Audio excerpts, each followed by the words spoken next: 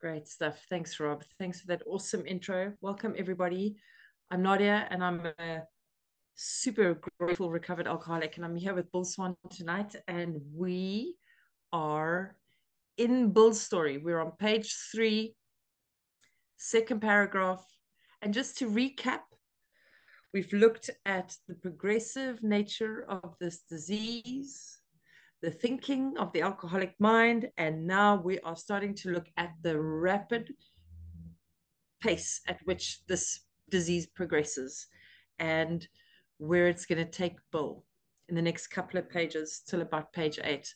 So if you'll remember, for those that joined us last week, we said that when you jump into this chapter, just an exercise is for the first 8 pages to ask your sponsee or yourself, if you're going through this work again for a new experience, have I thought like Bill? Did I drink like Bill? And have I done the stuff that he's done? Have I felt like him? Because we might be looking for differences. We don't want that. We want the similarities. Okay, page 3, second paragraph. For the next few years, fortune threw money and applause my way. So just prior to this, Bill had found an inside job. He was finding out which stocks would sell at what, where his investors should be investing in which stocks. And for the next few years, this carried on. This running on self-will, I just have to pause there. This running on self-will, this depending on me and I and playing God continued for a few years. It's that insanity of our disease. Anyway, it threw money and applause my way. This is probably the most prolific sentence in the whole book. I had arrived. Because this is me when I'm looking good, when I'm feeling good, when I've got all the money, everything I want, I feel like I have arrived. Like literally, that was my life's mission, was to feel like this. It's a brilliant sentence. My judgment and ideas followed by many to the tune of paper millions.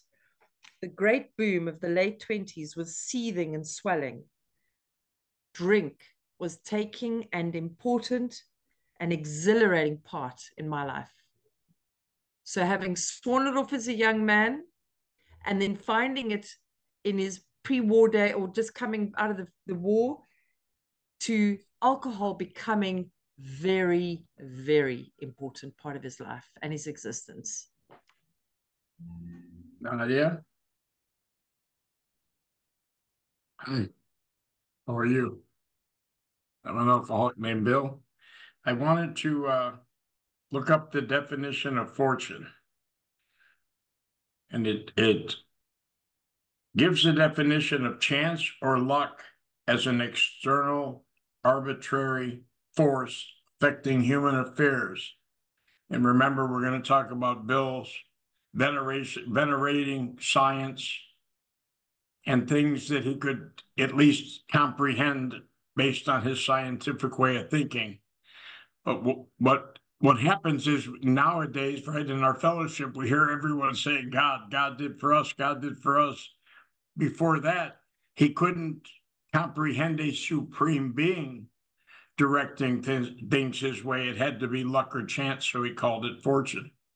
I just thought that was interesting to know. He didn't say God sent opportunities my way. Thank you. So here's a little bit of interesting fact. Bill and Lois had an apartment, and he actually bought the one next door just so that they could party in that. I mean, where was I? Where was I in the 1930s, man? That was amazing. That sounds like a lot of fun. Um, it says here there was talk, loud talk in the jazz places uptown. Everyone spent in thousands and chatted in millions. Scoffers would scoff and be damned. For Bill, just a note, for Bill, who came from nothing, these were real treasures. Like this is the real deal. Money, friends, partying. I mean, these things this is where the gold is for him, right? For someone who had nothing. And then he says, I made a host of fair weather friends. This is very interesting because he's going to make reference to it just now, again, in about 3 sentences.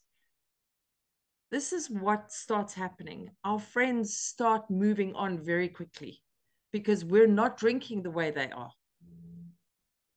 If they're hanging around us long enough, they're going to be in a lot of trouble because that's what we're always getting up to.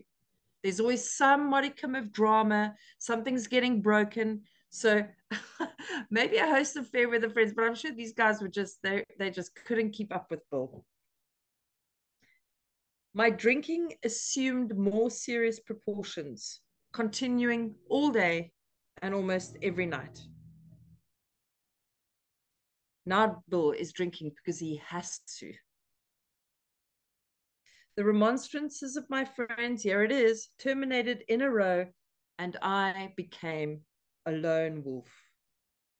I think this is where the best drinking happens because you don't have to share it with anybody. You don't have to watch your back and see who's taken your alcohol. You don't have to worry about your stock running out. There's enough. But in saying that, this is loneliness like few on planet Earth know, is this kind of drinking on your own. So the remonstrances of his friends terminated. That's it. If you gave me just a little bit of uphill or slack about my drinking, my behavior, you were out. That's how it worked in Nadia's world. There were many unhappy scenes in our sumptuous apartment. There had been no real infidelity, for loyalty to my wife, helped at times by extreme drunkenness, kept me out of these scrapes. In 1929, I contracted gold fever. Isn't this just like us? We chop and change and move into these glamorous directions in an instant, right? I contracted gold fever because we don't do something half hearted. We get obsessed and we'll get feverish about the next thing that we're going to tackle. We went at once to the country. My wife to applaud while I started to overtake Walter Hagen, which at the time was the American professional golfer and a major figure in the golfing world.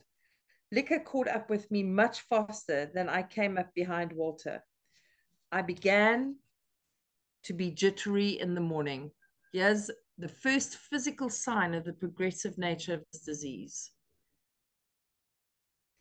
Golf permitted every day, and golf permitted drinking every day and every night. Isn't that amazing, right? I would have found when I look back at the careers I've had, they all facilitated and provided a great platform for me to drink, to have a company expense account to drink, and to drink as much as I could with as many people as I could.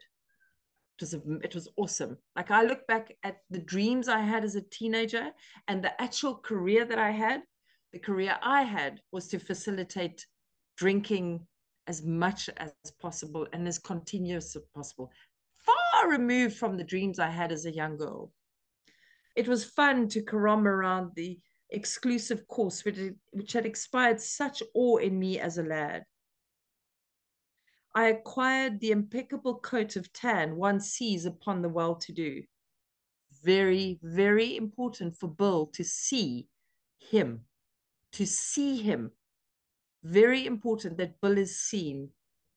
The local banker watched me whirl fat checks in and out of his till with amused skepticism. The banker knew that it was all just an act. We don't see that it's an act. We are living this life of, yes, Bill, he's coming from nothing. He's swindling and he's cutting deals left, right, and center. And everything he's doing is so that all eyes are on him. I've done this my whole life. The actor, right? We're going to talk about the actor a little later. But I am not aware that I'm acting. But funny enough, those that are watching me keenly and acutely, they can see that it's all an act. Abruptly, in October 1929, hell broke loose on the New York Stock Exchange. And not just as a little bit of history, not long after, so did the London Stock Exchange. After one of these days, after one of those days of inferno, I wobbled from a hotel bar to a brokerage office. It was 8 o'clock, 5 hours after the market closed. The ticker still clattered. Even when we have to stop because of some great calamity in our life, that alcoholism still clatters in the background. The engines are still revving. We're still getting, that obsession is still going, even though we might be totally engulfed and like he must have been with all this loss and the chaos that was going on around him. People jumping out of windows, people losing millions, wailing in the streets. I mean, this was an overnight disaster, but still in the background, that disease is just idling. I was staring at an inch of the tape which bore the inscription XYZ32. It had been 52 that morning. I was finished.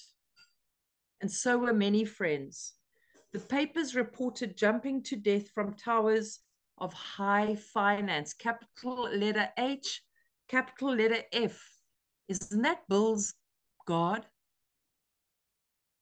That's Bill's God. That's what he's been chasing all along, is money. And when he had it, he'd arrived. He even gives it, he even capitalizes it. Idolized high finance. These people are jumping out the towers. Listen to what he says. That disgusted me. I would not jump. I went back to the bar. And do yourself a favor, friends. Make a note of how many times the word I is used in these pages, pages 1 to 8. How self manifests. My friends had dropped several million since 10 o'clock. Listen to this. Is like perfect alcoholic speech. This is perfect alky speech. So what? Tomorrow's another day, right? That's us. Drama, chaos, the world's burning. It's fine. We'll just get on. We'll just get on with it again tomorrow. Always flying by the seat of my pants. As I drank, the old fierce determination to win came back. I mean, that is just selfishness to those two sentences describe selfishness perfectly. There's chaos, there's pain, there's loss. Bill's at the bar. Bill's thinking how he's going to win. Bill's thinking how he's going to come out at the top again. And so what? So what? Tomorrow's another day. I say something about one of the words here. When he talks about caroming around the golf course, what it means is bouncing back. And at the end of the paragraph before, he says, liquor caught up with me much quicker than I came up on Walter. He's feeling the effects of drink, but he's able to bounce back. And this awe-inspired coat of tan that he saw in the well-to-do. And you said something that I've always questioned. I believe that there's a minus in front of 32 rather than, because it says it was 52 in the morning with no negative or positive annotation.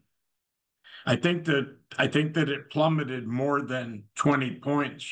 I think it plummeted 84 points. I can't be for sure, but 20 points on the market may have been a lot at the time, but he put XYZ dash. I think that's a minus sign. I don't know. Maybe Rob can check that out for us. Doesn't look like he's got a lot going on today.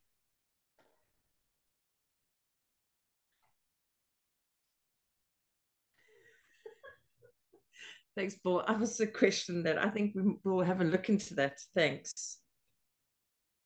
All right. We are on page 4, Bill's story, and we're at the 4th paragraph. Next morning, I telephoned a friend in Montreal. He had plenty money left and thought I'd better go to Canada.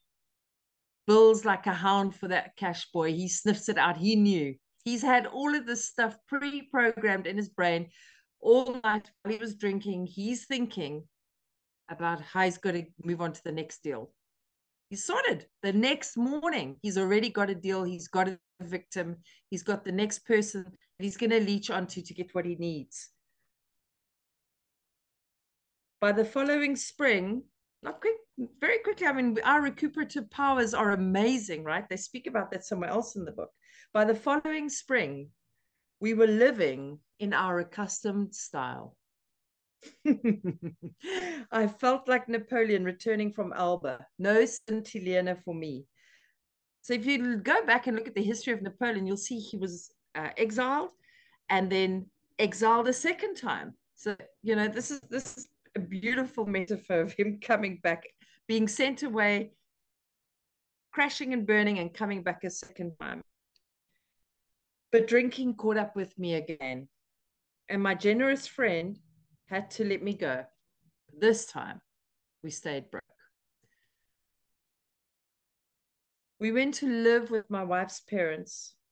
I found a job, then lost it as a result of a brawl with the taxi driver.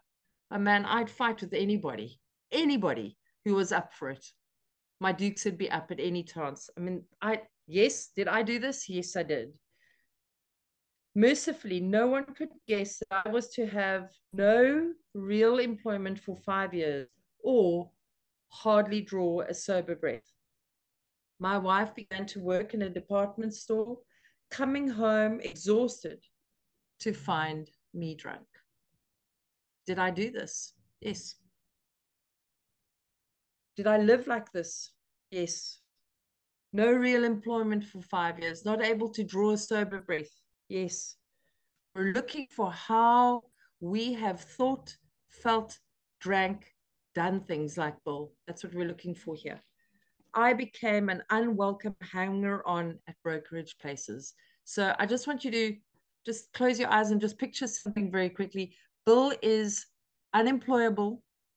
He's living on the couch of his parents-in-law. His wife's working at a department store, bringing home meager earnings. His Great Depression.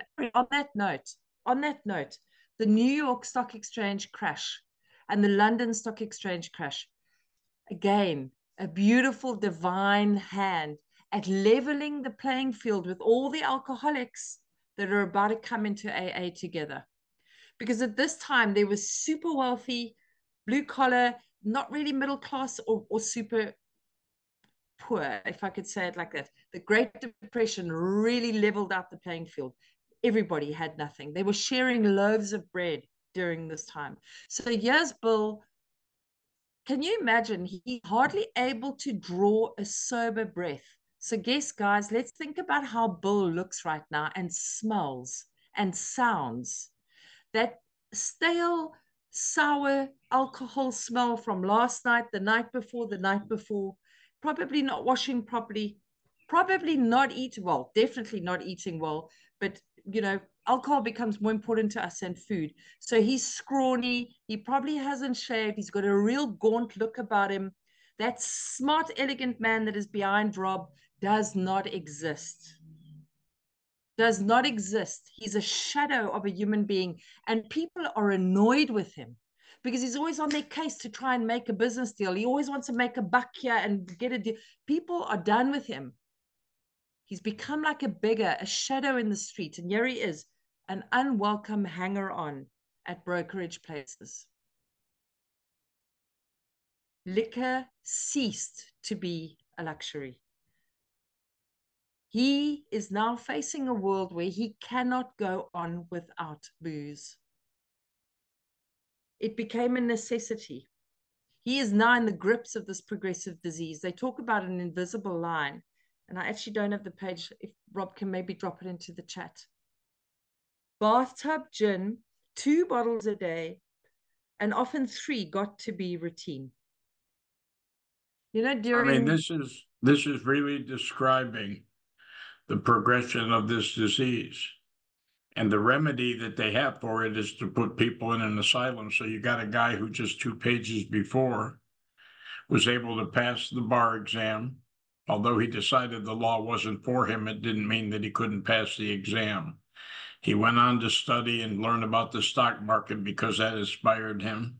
He had references. He was able to go out and talk to factory workers and put things together. Where people with a lot of opulence, that's a big word I've been waiting to use for the last 10 years, with a lot of money and standing in the community, he could rub shoulders with them. even if it was some type of imposter syndrome that he knew deep inside that he wasn't from that ilk, it didn't mean that he couldn't pull it off. And one of the things that Rob just posted here in the background is not only was his motivation to play golf, which I didn't know, someone told me he'd probably never be good at it. You know, Bill was a power driver and going to prove people wrong. But he said he could also flaunt his success, at least material.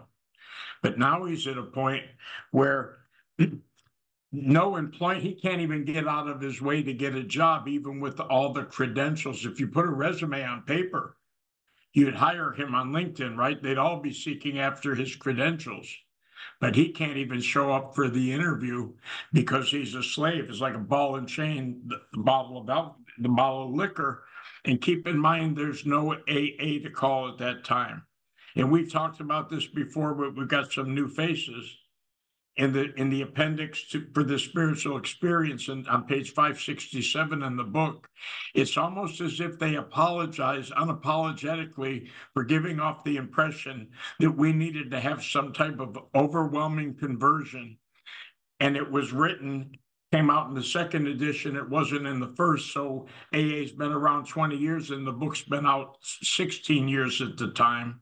And they say, oh, by the way, if you didn't have this happen, it's not a big deal. You can grow into it, keep coming back and taking this process. But believe me, when you're staring into the gates of hell and something comes along and rescues you, that's going to produce a change in and of itself. And maybe because AA is such a household name, and if you get your first DUI, which was just a bad college fraternity night, we come into Alcoholics Anonymous and say, we don't need God and we don't do that. And then we start clamoring at the thing and don't tell me anything about God. When you were desperate at the end of the road and you saw a light like Bill had, they're going to talk about it.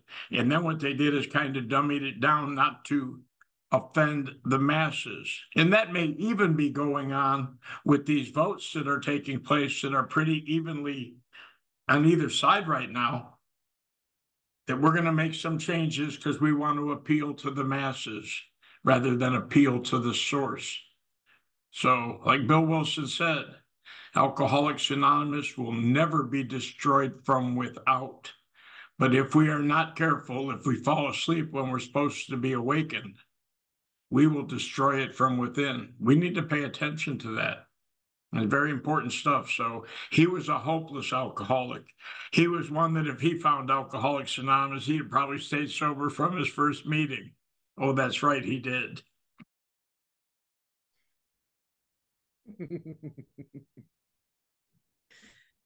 Rarely have we seen a person. So yeah, he was a hopeless alcoholic, but he was a resourceful alcoholic because look here, we're living in the prohibitions in the 1920s. Okay? So alcohol's banned, but he's making bathtub gin. There it is. Bathtub gin is homemade spirit created by emptying large quantities of any cheap grain alcohol in a large vessel. This makes me think so resourceful nonetheless, hopeless, but resourceful nonetheless. Because why? He has the obsessive mind of an alcoholic. We will make that drink happen no matter. No matter. We will make it happen. We will make it appear. We will find it. We will make it. We will step on whoever we need to get it. So that reminds me, I don't know how it was from the rest of the world. At that time, I wasn't connected much. I was living in the bush. You And it was asking Rob COVID, it was about that lockdown. when you talked about where he was in a position where there's no return? You're talking about there was no return through human aid. You said Bill had passed into a state, and you said, Rob, I think you'll find the page. He had entered into a region through which Yes, there was no return through human aid. I think yes, that's in there as a solution. I was yes. just looking for it. Have you got the page number? Because I'd like to make a line out here actually, because it says here, we're just referring to that second paragraph on page 5. Liquor ceased to be a luxury, it became a necessity. Will find it for us. So I'm talking about in the 1920s, so prohibition of alcohol, a lot like COVID in South Africa, alcohol was banned immediately. The sale of alcohol was banned. Liquor stores were closed. You could not get your hands on alcohol. But I can tell you something. On our farm, when we were living, there was tons of alcohol being brewed in swimming pool filters. we had enough going down because I'm an alcoholic. It doesn't matter. Even if I'm in Alaska, Eskimo will come along with a bottle of whiskey, right? I will make alcohol happen nonetheless. Sometimes a small deal would net a few $100 and I would pay my bills at the bars and delicatessens. This went on endlessly. It is that famous Groundhog Day that we all hear about in the meetings. Waking up, swearing it's got to stop. It doesn't stop. Waking up, swearing it's got to stop. It just continues. By 4 o'clock that afternoon, we've forgotten that we've sworn off, right? A tumbler.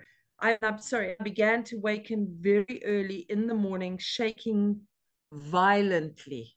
So one page ahead, he was talking about, on the bottom of page 3, he was talking about, I began to be jittery in the morning. Just, little tremor.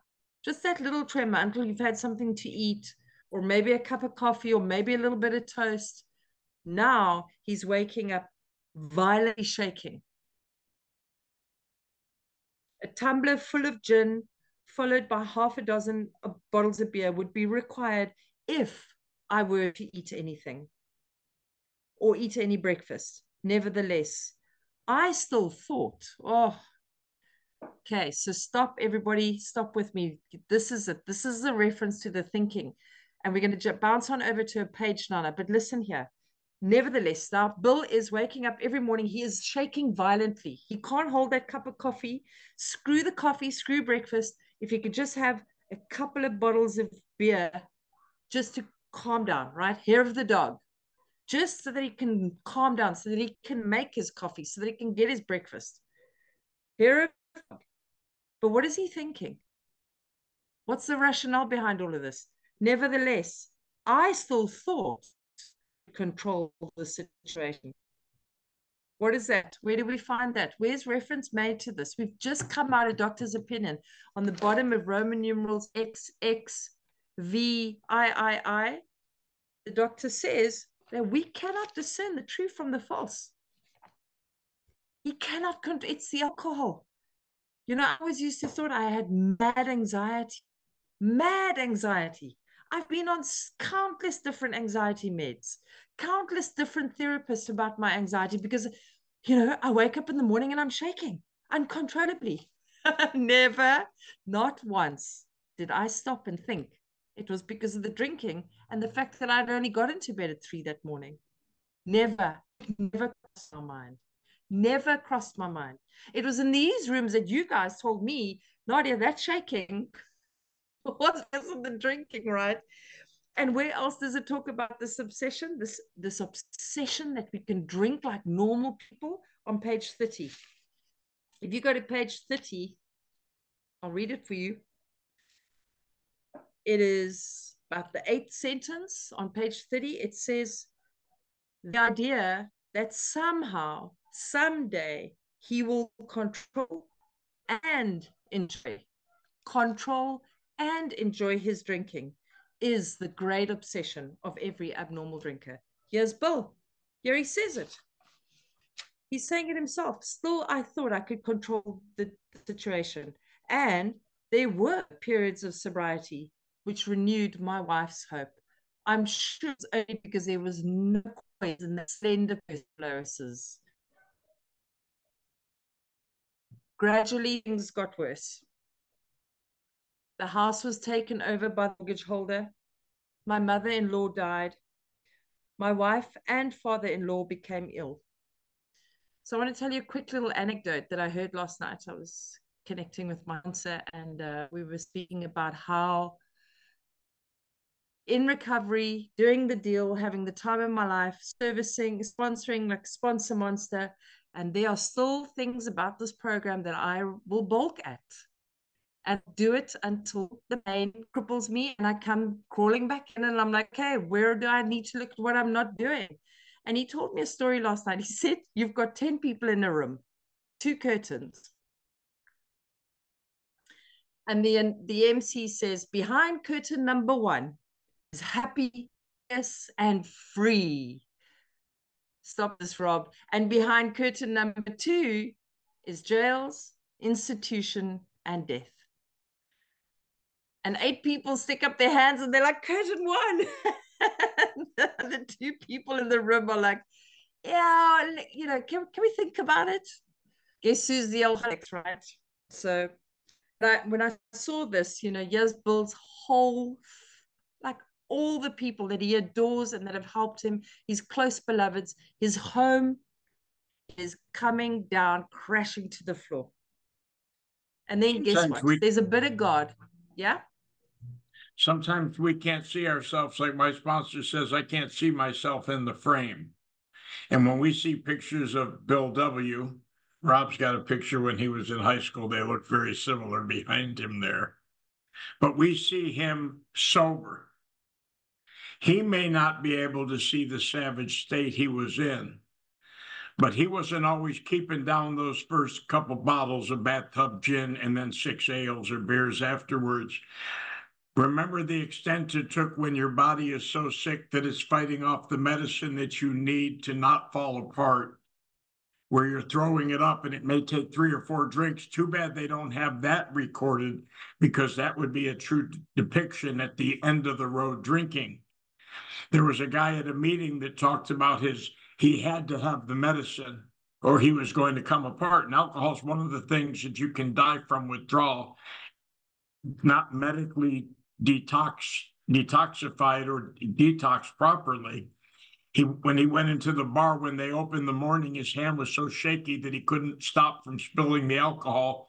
He had to take a bar rag or a bar towel, wrap it around his hand, put it around his neck, and hoist it up as if on a crane to get the first drink in to stop the shaking.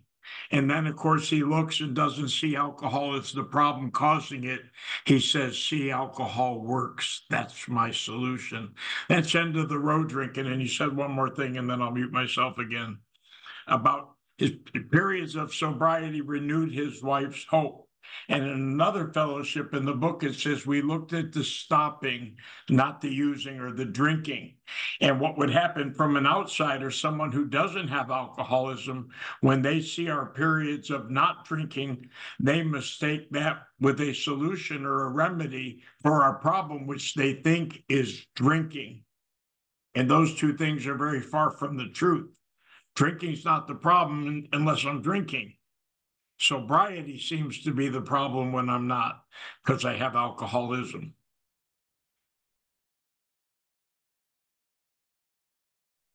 Restless, irritable, and discontent. You take away the solution, right? Thanks, Bill. Then I got a promising business opportunity.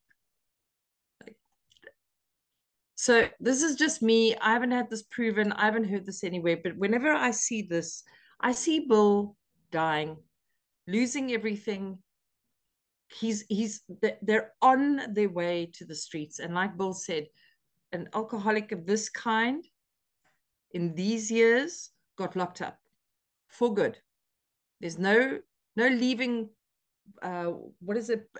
Block B, I think they call it in the UK, and yeah, in South Africa it's Ward C. I don't know what it is in the US. And but yeah, sorry, I digress. So he's at the point of no return, and in swoops God, and he gives him a business opportunity, because remember, in chapter 5 we get introduced to the words caring and protecting, 2 words that describe the higher power that they introduce you in the book. Many times they refer to God as caring and protecting, and those were 2 things that I could never ever align to the God that I had from my childhood years. But here it is, caring and protecting, a business opportunity. It comes in. So there's this hand coming, Bill, like I'm gonna give you something. And look what happens. Stocks were at the low point of 1932, but there's a business opportunity coming his way. And I somehow formed a group to buy. I was to share generously in the profits. Yes, hope on the horizon, but good, look what happens. And then I went on a prodigious bender, and that chance vanished. I woke up. This had to be stopped. This is at that point where we wanted to stop, but we can't stay stopped. I saw I could not take so much as one drink.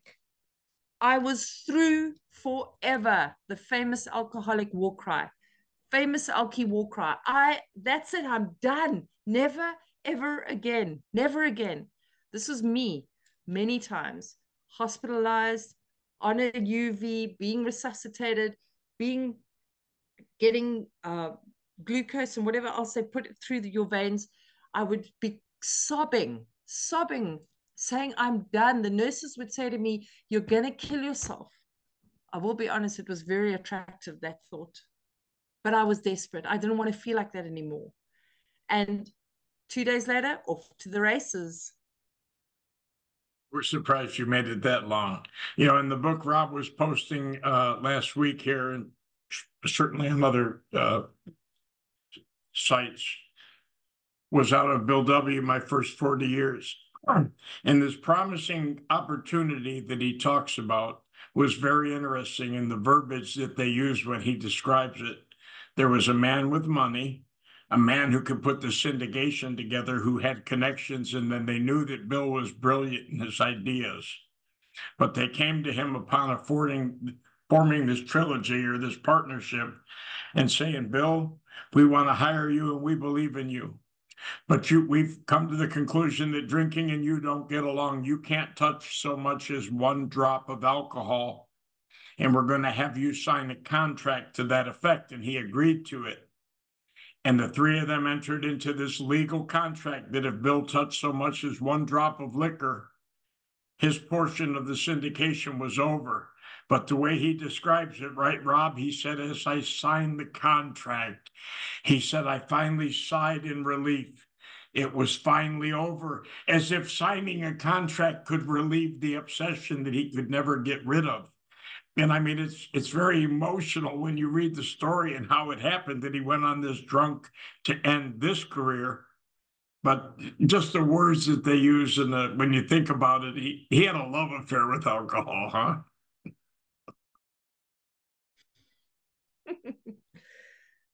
So that's it, right? On page 31. And just let's go look at that. Page 31, the third paragraph. Exactly like Bill said, the contract, the promises. Here they talk about it. So he says, I'd written lots of sweet promises. He promised Lois now that he's done. He signed a contract to these guys that he's got a business deal with. He's absolutely desolate. But look here, page 31. Here are some of the methods we have tried to stay stopped. Drinking beer only, limiting the number of drinks, never drinking alone. Now we know Bill's drinking alone, right? Never drinking in the morning, he's drinking at night.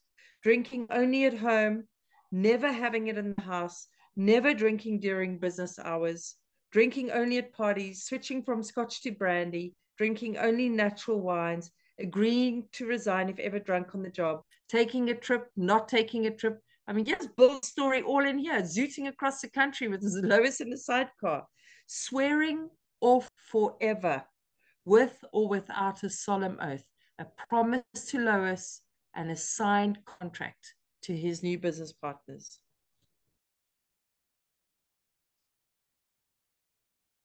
Back on page 5, third paragraph. Before then, I had written lots of sweet promises, but my wife happily observed that this time I meant business, and so I did.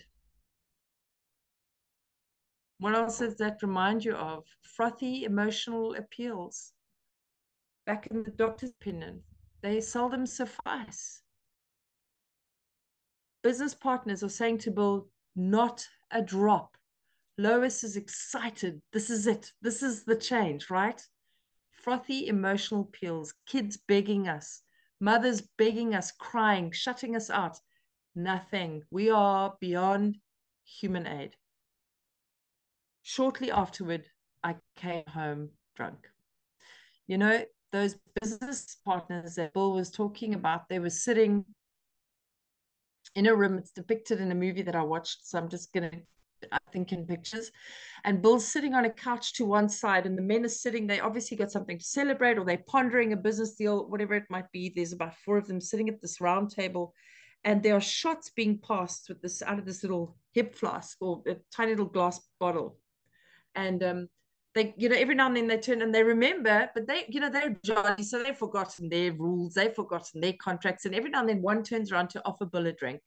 These same men that have told Bill not a drop may pass your lips, and Bill is sitting in the shadows, kind of watching him, and probably thinking of the next deal that he can try and organize, and also speaking himself down from the ledge. You can't drink, you've signed a contract, you've promised Lois.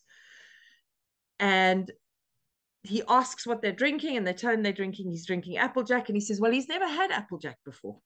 So he starts thinking about what he hasn't had. Okay, he's thinking about the drinking. And then after like three more turns, they turn around, they said to him, but Bill, this is, I can't remember what it was. I'm sure Rob's going to drop it in the chat now. This is a Jersey special Light. kind of Applejack. Yeah, Jersey Light. Thank you. And Bill's like, well, I've never had that.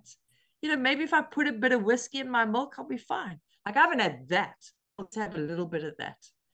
And he comes home drunk. There had been no fight.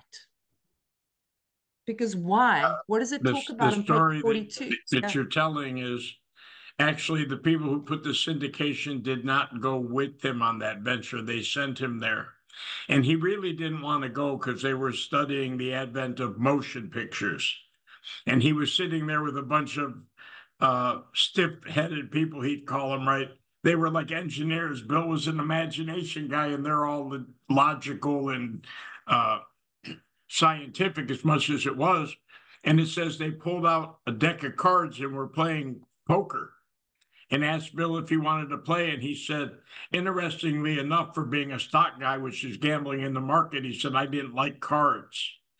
But what happened is, as the bottle went around, he easily, like you said, was able to say no. The people who were involved in this did not know about his contract or his allergy to alcohol.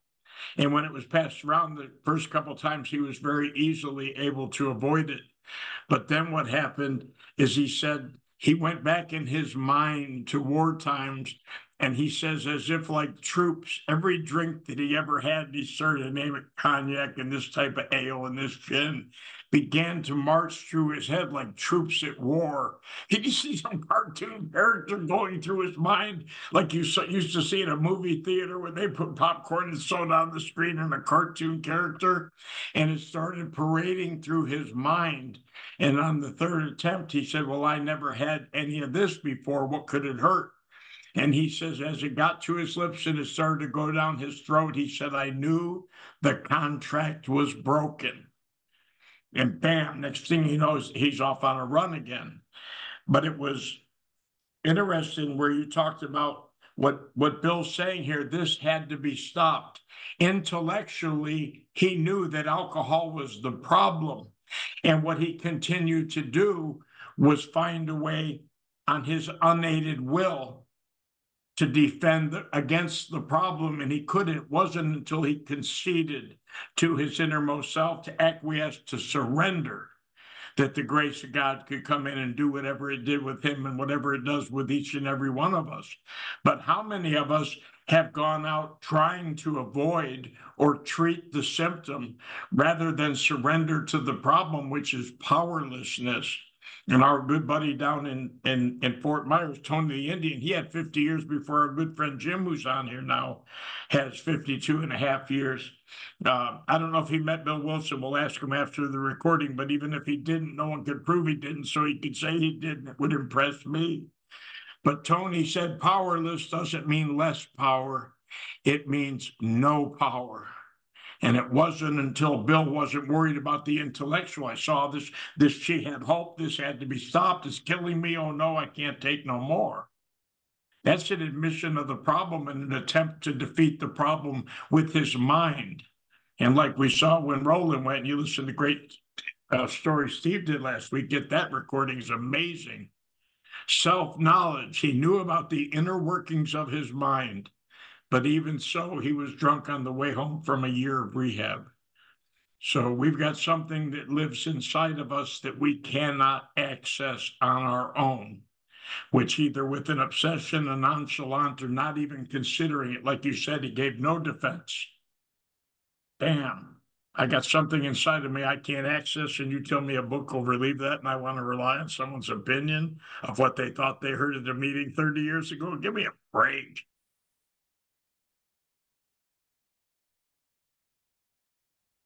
We accept spiritual help or else, right? There had been no fight where had been my high resolve. I simply didn't know. It hadn't even come to mind.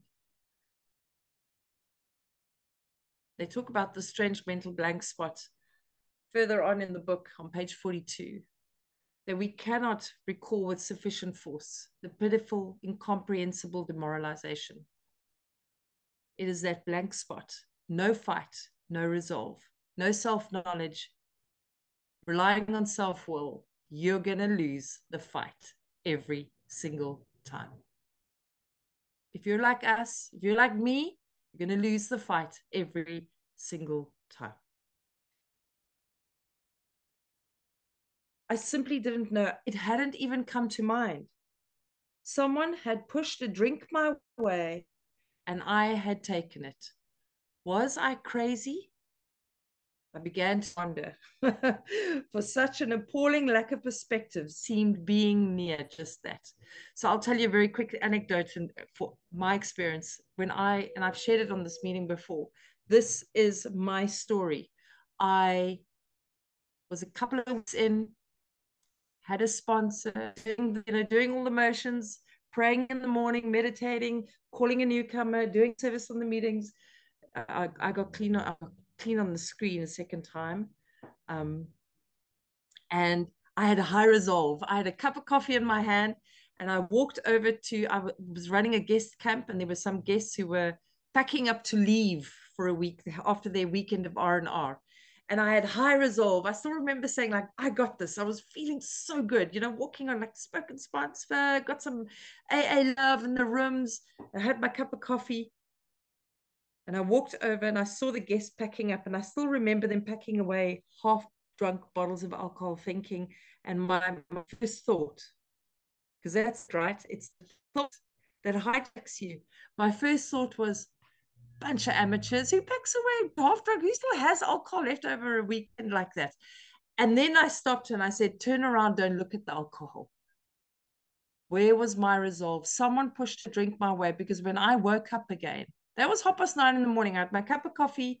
I laughed. I scoffed at them in my mind. I told myself, don't look at the alcohol. I turned my back. I sat down to greet the people. They're about to leave the farm.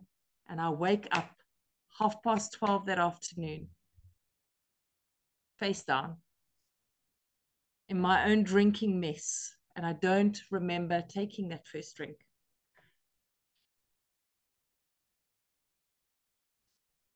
The thing is, for me, I have a thought of drinking. I pick up another thought of drinking. Then I pick up another 3, 4, 5 thoughts of drinking, and then I've blacked out. And in that time, I've had a drink without even knowing that I made the decision to pick up that drink. Renewing my resolve, I tried again. Guys, I asked you earlier on, look at how many times the letter I pops up on these pages. Here's Bill. He's going to get up again. He's licked, but he's going to get up again. Some time passed and confidence began to be replaced by cockishness. I could laugh at the gin balls. Okay, so now the controlled drinking is coming in again. Now I had what it takes. I got this. One day I walked into a cafe to telephone. In no time, I was beating on the bar, asking myself how it happened. How many times did we wake up to the toilet next to the porcelain god, cheeks smushed up on that ice cold little curve, face down on the tiled floor, and you're just like, how? Why? How did I get you? Here's Bill. How did this happen? As the whiskey rose to my head, I told myself I would manage better next time, but I might as well get good and drunk then. And I did. On that note, we're going to call it a night. Thank you so much. Bill, thank you. Thank you, everybody. It's amazing to see faces returning. Thanks so much.